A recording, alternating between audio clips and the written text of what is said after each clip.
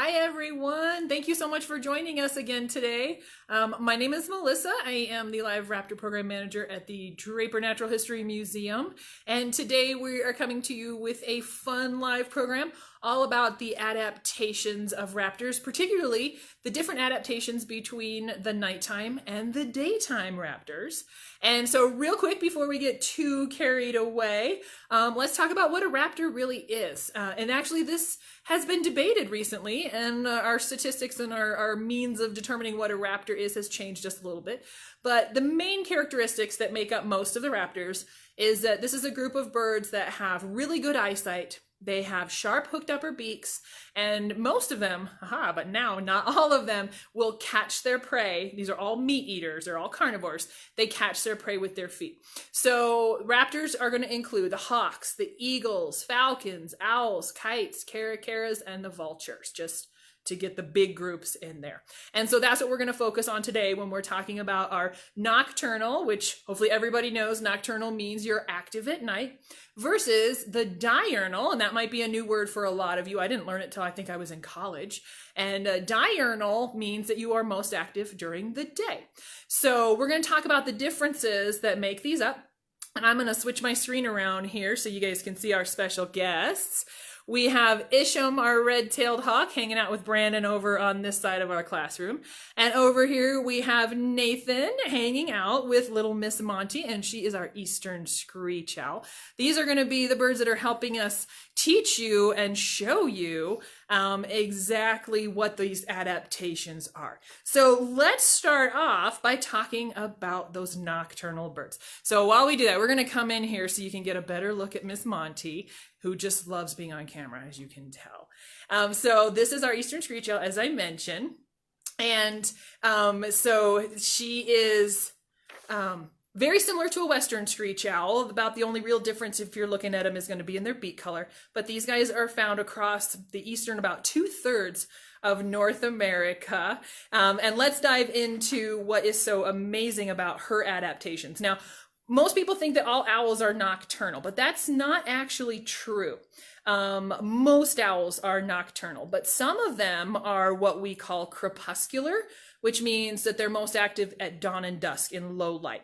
And there are actually some owls that are diurnal. They're daytime animals. But we're going to focus on the nocturnal ones and what kind of adaptations. And by the way, hopefully you know that an adaptation is something about you that helps you survive in your environment. So that might be a physical characteristic like long legs, or it might be a behavioral characteristic that helps you survive out there in the wild.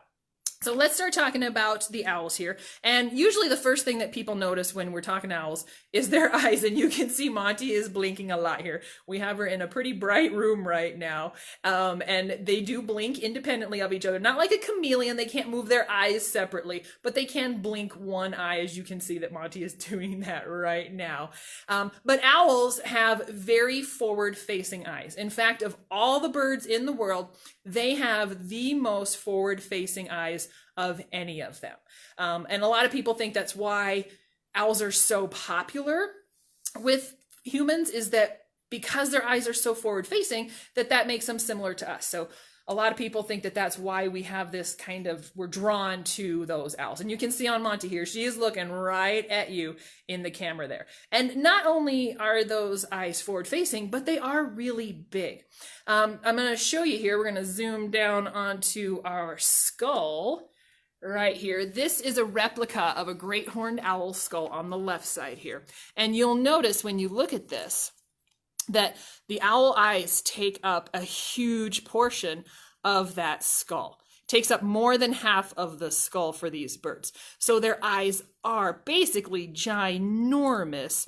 And it doesn't look quite that large when we're looking at Monty because she has so many feathers that kind of cover up just how tiny her skull really is. But owls have really big eyes, and I'm going to show you another way of seeing that here in a little bit as well.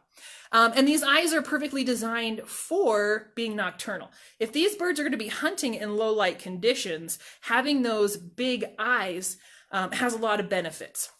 And the biggest one of them is those pupils. So the dark part of your eye, when we get out where there's very little light, the pupils, the dark part, are going to open up. Our pupils are going to dilate. And on Monty, you can see here that about half of her eye is that yellowy color and half is the dark. So the pupil is that dark part, and the wider she can open it, the more light she can let in. So if you walked out into the bright sun and you looked in a mirror, your pupils, that dark part, would be really, really small because it's trying to shut out most of the light. So in here, Monty's pretty comfortable in this light level. And so she's got her pupils pretty normal. I would say this is usually what they look like.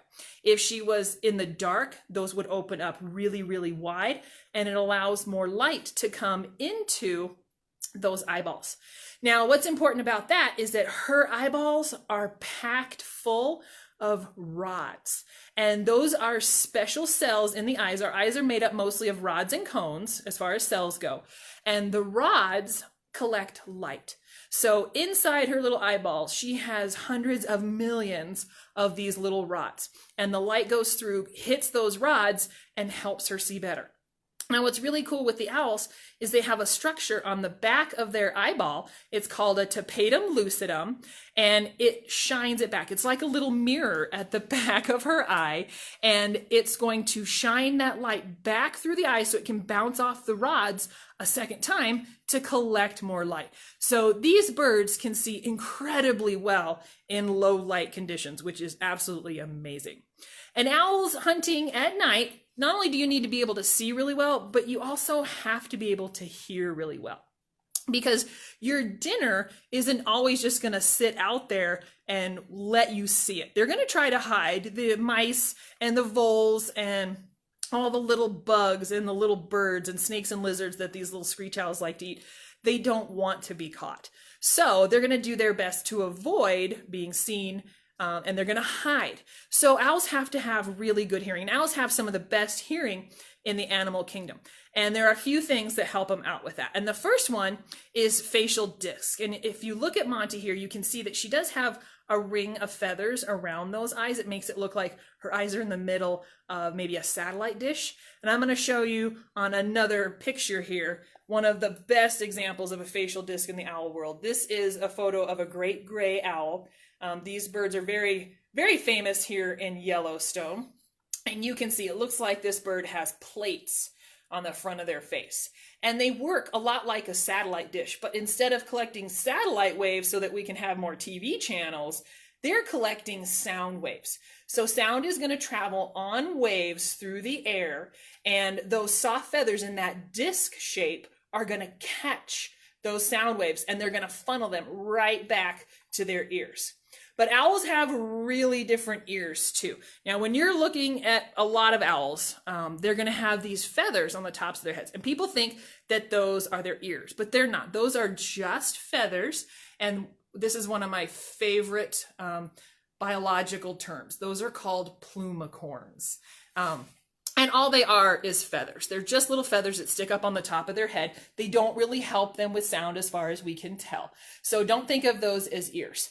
On an owl, their ears are actually on the side of their head, just like yours are, straight back from your eyeballs and down a little bit.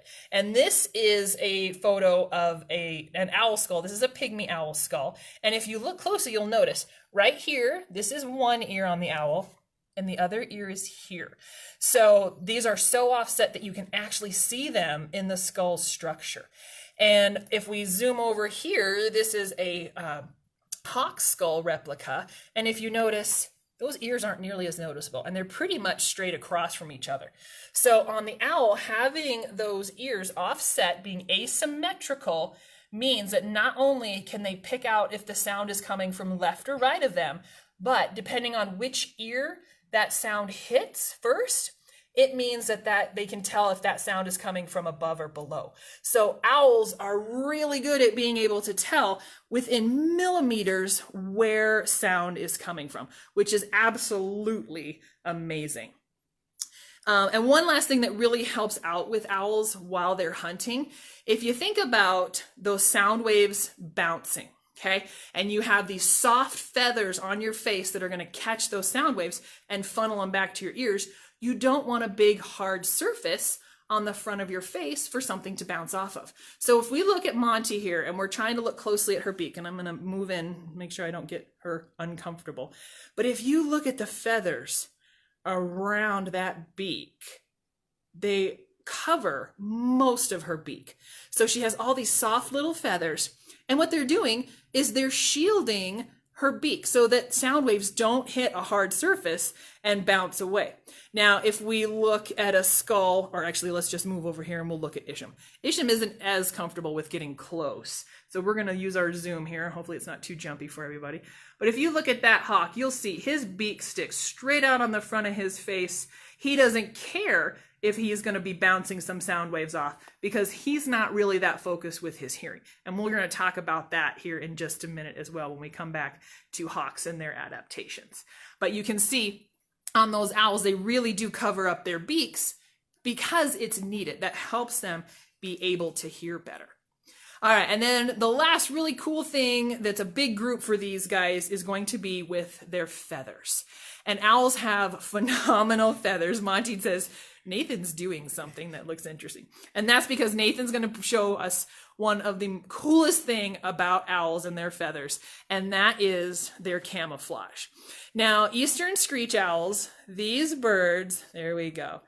These are forest dwellers. So they don't necessarily care if they're in a deciduous or a coniferous forest, but they want to be in a forest. And if you look here, Monty disappears into that bark. And I'm going to slide around and show you without the bark behind her, just the amazing color on the feathers of this bird. So every owl, no matter where they live, they are going to be camouflaged for their environment. So Monty, because she is a forest dweller, she looks like tree bark. Now, another great example is a snowy owl. Snowy owls are Arctic species. So they live where there's lots of snow. So their feathers are basically white, and they blend in with that environment. They would stick out really noticeably if they were sitting up in a tree and had the same white color, but they're in an environment that's more like where Monty would be. So owls are going to have incredible camouflage no matter where they live. And it's part of the reason why we don't see owls very frequently, unless you know exactly where to look. Part of it is because they blend in so well, they don't want to be seen. So their camouflage is absolutely amazing. But their feathers go another step. And if you've ever had an owl fly over, you're going to notice you really don't hear anything. And that's because owl feathers are very, very soft. They're very flexible. I didn't bring one out to show you just because I figured it'd be too hard to wave that in front of the camera today. But their feathers are designed to keep them quiet. And what really makes that happen, we're going to zoom in on this photograph here. This is a close-up of one of Teasdale, our great horned owl's feathers. And you can see that we have this serrated edge, kind of looks like the teeth of a comb. You can find that on the leading edge of the flight feathers of owls. And the reason for that is as owls are hunting, they don't dive down and chase their prey. Most owls sit up in a tree or on a building or in their, favorite perch, wherever that happens to be, and they sit and they wait for their dinner to come to them. And then what they do is when they spot what they want to eat, they'll glide down out of the tree on these big, huge wings. Owls have huge wings for the size of their bodies. And with their soft feathers, they don't cause a lot of turbulence. And with these special slits, they're going to let the air pass through without making any sound. So owls can actually fly almost completely silently, which is absolutely amazing if you ever have that happen. I've had wild owls fly right over the top of me, and you just kind of get this creepy feeling, and then you look up and notice that there's a bird soaring above you, which is pretty phenomenal. And now one last thing I want to talk about before we move on to the hawks, and that's going to be the feet. And you might have noticed here that we do have a couple of feet sitting here. Here at the Draper Natural History Museum, we do also have a working laboratory. And in our lab, we take in specimens. Most of them are vehicle strikes. So these are animals that were hit by cars and that didn't survive. And we will use those specimens in either taxidermy, or we can use them in scientific skins or in skeletal mounts so that we can do research on them. And what we have here for educational purposes is a comparison of a hawk foot versus an owl foot. So you can see on the one side over here on my left, this is a hawkfoot. This came from a rough-legged hawk. And what's interesting here is look at the way the toes are laid out. The one on the right, this is from a great horned owl. And owls have a different way of arranging their toes. One of the things that I've learned, which I thought was pretty interesting, is not all birds have 4 toes to start with, but the majority of them do. And the hawks, our diurnal birds we're talking about today, they sit with 3 toes, 1, 2, 3, forward, and they have 1 toe on the back. But an owl here is sitting with 2 toes forward and 2 toes on the back. And I'm going to spin this around so that you can see the back side and what I'm talking about. So on the hawk here, we have the 1 toe, and on the owl, we have 2. But what's interesting about that is that owls can move this toe. They can swing that toe around, and they can sit the same way that a hawk does. They can sit with 3 toes forward and 1 toe back. Now, there is an advantage to this. And if you're able to spread your toes out wider, it means that you have a bigger net to catch your dinner. If you're hunting in low light and you're trying to rely on sound and you're not necessarily seeing what you're trying to grab, having a bigger net really is helpful, and it makes a big difference. And it's so noticeable in an owl that on a big great horned owl like this, they can spread their toes wide enough that they can cover 30 square inches of space. That's a lot of room for error when you're trying to hunt in low light or no light. And it makes it a lot easier on those guys to be able to actually grab their dinner. And they do have incredibly powerful feet as well. It's pretty much universally agreed that great horned owls can squeeze with as much as 500 pounds of pressure per square inch. And then you add in those talons, and you have some very, very formidable weapons right there. So those are some of the adaptations on nocturnal birds, on our owls. So they have these amazing eyes, incredible hearing, and they've got these crazy feathers that help them be completely silent and disappear. And they have phenomenal feet to make them some of the top predators out there in North America. So now let's talk about adaptations for a diurnal or a daytime lifestyle. So we're going to go over here to Isham. And as I mentioned before, Isham prefers I stay a little further back. So I'm going to just stay back just a little bit. And the reason for that is that Isham does not have very good eyesight. Isham lives with us because he was hit by a vehicle, and he suffered so much damage to his right eye that it had to be removed. He doesn't see very well out of his one eye. And so we are in a strange place today. I don't think he's been in this room in years. So we're letting him get accustomed to it, but me zooming in with a camera definitely doesn't make him any more comfortable. So we'll stay back just a little bit. And we'll start talking about the amazing adaptations of the diurnal or the daytime raptors. And just like in owls, we have some incredible eyesight on these birds. So it's believed that the diurnal raptors have some of the best eyesight in the animal kingdom. We do know that eagles can spot a rabbit from 2 miles away. It's believed that a hawk like Isham here can see a mouse from 1,000 feet in the air. So they have unbelievable vision. And part of that, like with that owl, is the fact that they do also have really big eyes. Now I'm going to just move so I can zoom in a little better. I'm going to zoom in here on Isham's eyes. And you'll see that even though he has that big eye there, it's not nearly as prominent as, say, on our screech owl. And so I'm going to show you a little bit closer here. If we're comparing a hawk and an owl skull that are basically the same size, this is a great horned owl skull, and this is a red-tailed hawk skull. Now, if you're looking at these guys in the wild, their heads look about the same size. And realistically, their skulls are pretty similar. But when you look at the size of the eyes, you'll notice just how much difference there really is. And so to give you an idea of what that means in terms for us, if we were to take that red-tailed hawk and we were to stretch him out so that he was the same size as you and I are, his eyeballs would be the size of tennis balls. So if you can imagine that. Now, if we did the same thing with a great horned owl, so we stretched a great horned owl out so that it was human size, those eyeballs would now be the same size as a grapefruit. Really quite. All right, hopefully we are back. If somebody out there can wave to me or let me know that we are back on. We lost our connection there for just a minute. We'll just make Brandon smile. Oh, I just got a thumbs up. Okay, I think we are good. So we're going to keep going and pretend like nothing bad just happened. All right, so the hawks do have these really big eyes as well. But they're designed for different purposes. So instead of needing to let in more light so that they can see in the darkness, hawk eyes and eagle eyes or falcon eyes, instead of being packed with rods to catch the light, they are packed with cones. And the cones are the photoreceptors or the color receptors.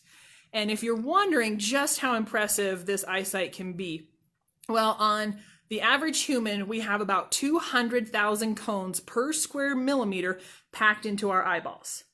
On a falcon, for example, it's 5 times that. There's 1 million of those cones packed into each square millimeter in their eyeballs. And so what that means is not only can they see colors more brightly and more vividly than you and I can, they probably see colors that we can't. And in fact, there are several of the raptors that we know, and lots of birds in general, that can see, sorry about that guys, into the ultraviolet range of light. So these guys have incredible, incredible color vision. And that's really important.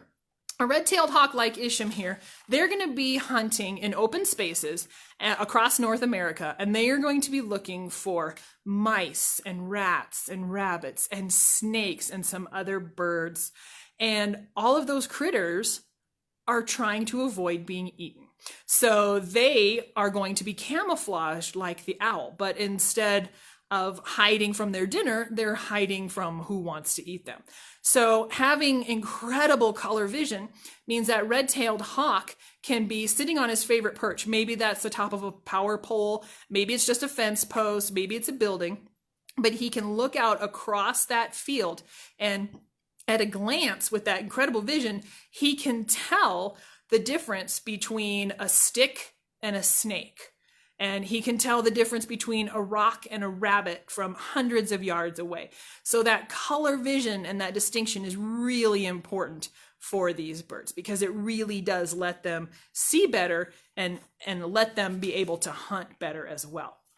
Now, another thing that really helps them out with this vision, and you can probably see it on Isham here, especially when he turns his head and you can see his eye that had to be removed. You can see that he has a great brow ridge.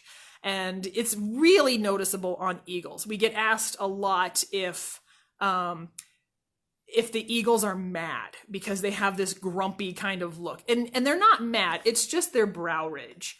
So what you see there, and I'll come over here and I'm going to show you on our replica skull. If you're looking at this hawk, you'll see that brow ridge is very distinct. So the owls have that, or don't have that brow ridge. They have protection around their eyeballs themselves because they're so large, but they don't have that brow ridge. And even though it makes it seem like these are very serious or very stern animals, the main reason for that is that it shields their eyes from the bright sun. So you're out hunting during the day, you're going to have this bright sun to contend with. And you can see that Brandon is doing his own version of having a brow ridge. He put his hat on.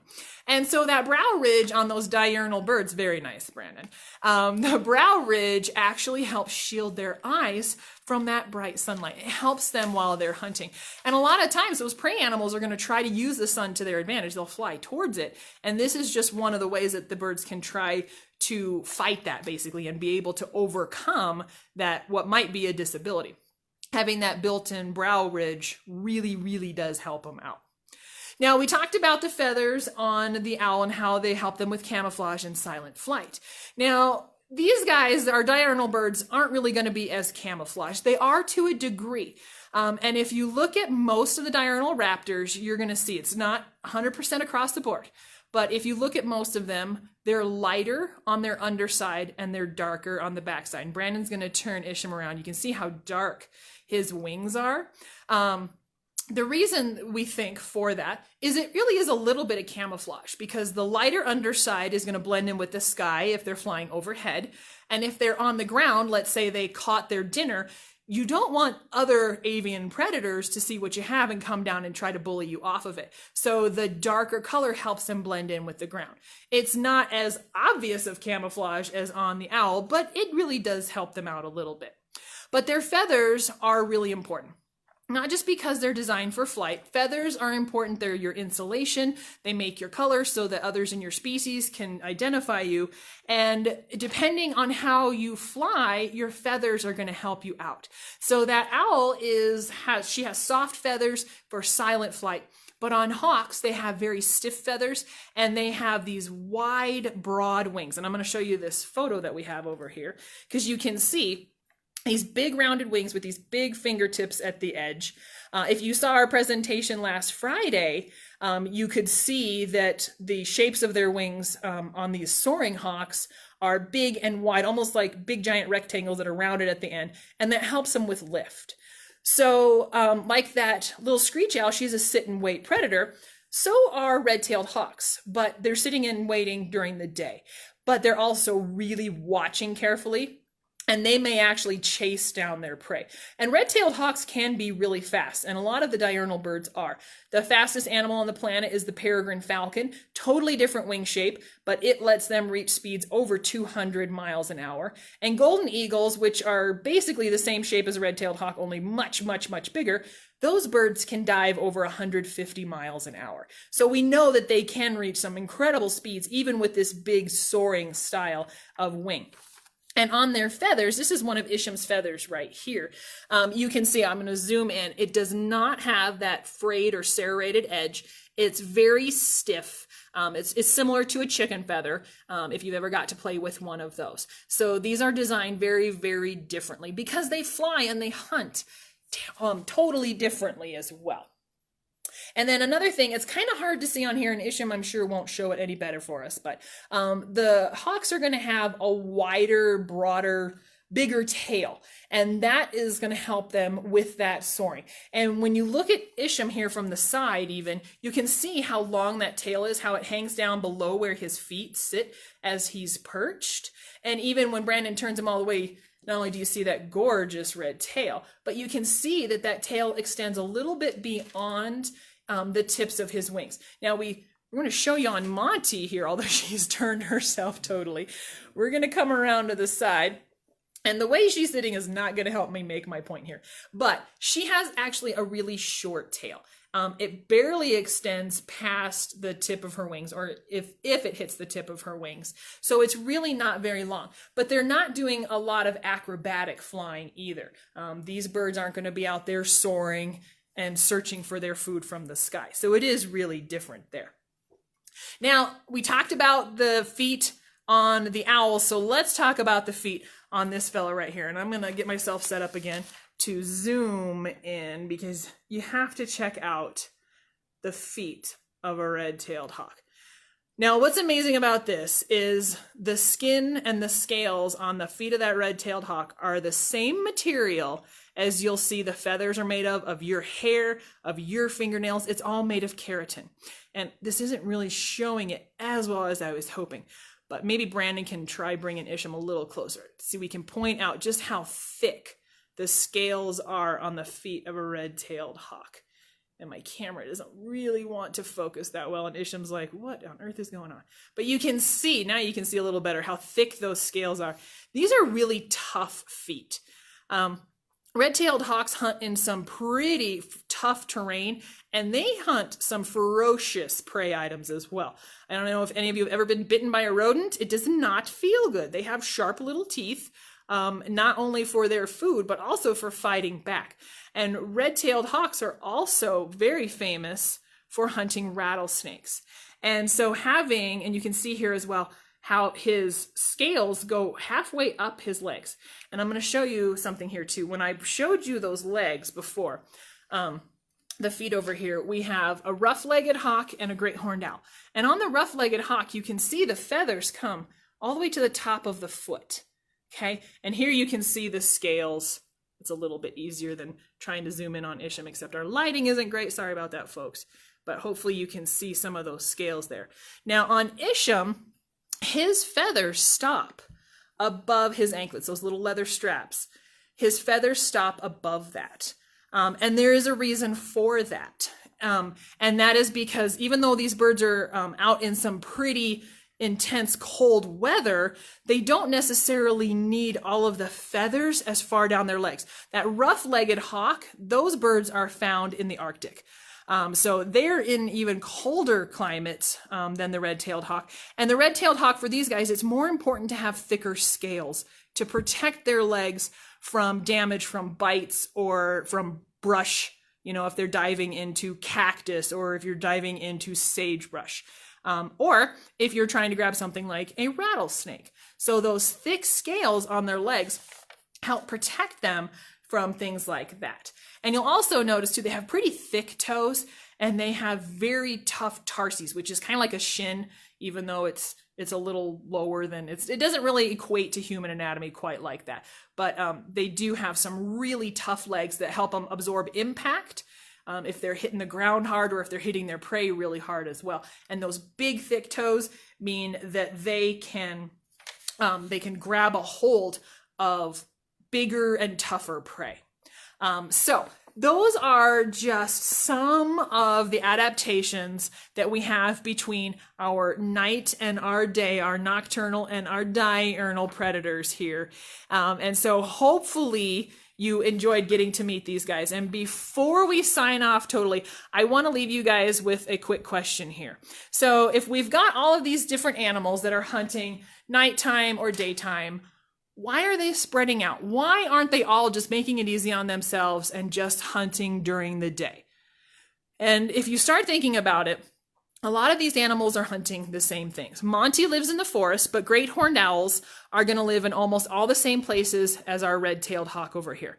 And those great horned owls are going to eat almost all of the same things as that red-tailed hawk. So they eat the mice and the rats and the snakes and the birds and the rabbits.